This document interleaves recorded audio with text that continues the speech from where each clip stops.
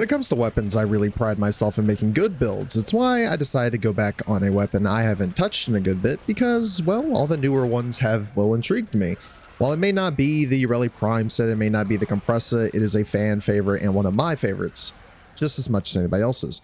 I'm reviewing the Boltor Prime again because I feel that it deserves to be looked at again.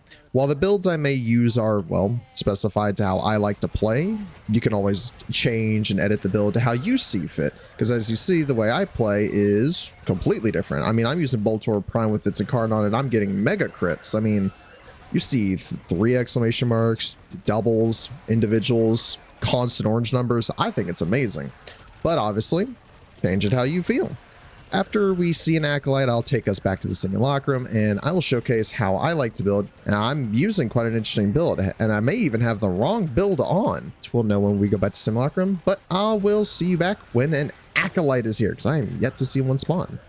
Not even that long later, the Acolyte is here to give us a drop in. So who are we getting? Angst. Thankfully it's not Malice because this weapon is a projectile weapon, so we would have been getting assaulted with a lot of my own status effects. Now, where is Angst? There they are.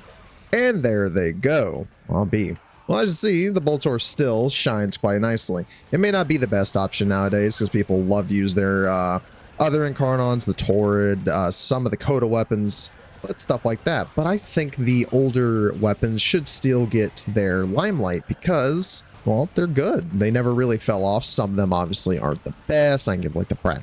It's not my go-to Incarnon. I really am not a fan of that. I prefer the Burst on.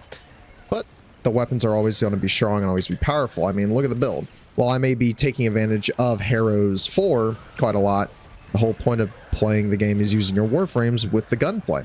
But I'll see y'all back in the Simulacrum. Holy, he's shredded. I'll see y'all back in the Simulacrum where I will show off the builds I have made.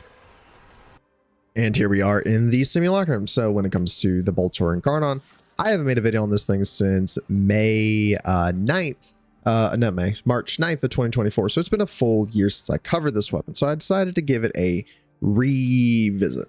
When it comes to the Incarnon evolutions, I still use the same 3, which is Crimson Overture, Swift Deliverance, and Survivor's Edge. Now, when it comes to the build, it has slightly changed over the years because, well, year, I finally got my Boltor Riven. This one gives me damage, crit chance, and heat, minus reload speed. When it comes to the Riven changement, Putzeration here. When it comes to how I build the weapon, though, we have all 3 galvanized mods, Vital Sense, Corrosive, Radiated Reload for the reload speed counter here, and Radiation. And then we have my Riven. We also have a Tech Rot build where we use basically the same thing, except now we have Gas and Magnetic with Rifle Elementalist. And then the Corpus one is all the same thing as the last one, except now we have Primary Frostbite. The only reason there's not Primary Frostbite on the Armored one, the heat. The build works, as you saw. Let's test in the Simulacrum for a centerized test. And then I will give you my final thoughts on how the Boltor Prime has gone from the year it's been here to now. When it comes to using the weapon, you obviously want to get headshots. So this is an Incarnon weapon. And once you get the Incarnon, proc it. I prefer Merciless just because increased damage is increased damage, and it helps the weapon more and more. But if you wanted, you could also use Primary Deadhead or Primary Frostbite, as I said. I mean, look at how it shreds the Scaldra. It's one of my go-to weapons still to this day, because if I'm fighting anything, let's say I was fighting the Murmur, even though they resist certain elements. I mean, look at this. Just goes through them like butter. That's why I love this weapon so much. It's so meaty, it's chunky, and it's been with me for a while. It's just I haven't had a ribbon for it, so I never got to fully experience how broken the weapon could really be. Now, as I was saying, you could obviously change out Merciless for Frostbite, or the one most people use, which is, where is it? Primary Crux, that was its name. Primary Crux. Primary Crux is really good, but sadly it doesn't affect the Incarnon, so I don't like using it. But I'm gonna head back to the back rooms because, well, you see how this weapon works. It's crazy. And I'll give you my final thoughts on how this weapon has been. So when it comes to how the weapon has come and gone, well, when it comes to the Boltor has been around since 2013, the Prime since 2014, and if I'm right, the Telos Boltor was around since 2015, I think is when it was, 2015. And over the time I've played with all 3. I've played most with the Boltor Prime, but I did play with the Boltor and the Telos Boltor.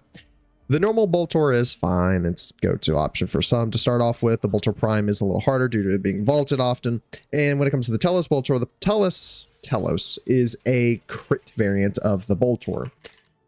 I recently got a new one. I deleted my old one by mistake, but yeah, we have 30 compared to 12, 2.4 compared to 2, and 16 compared to 34. So the Boltor Prime is a status one compared to the Telos, which is a crit one. So put the Incarnon on whichever one you prefer. But overall, what do I think of the gun and how is it going to keep going? I think the Boltor will continue to be a staple for a lot of people for a while, and a continued usage for early game players.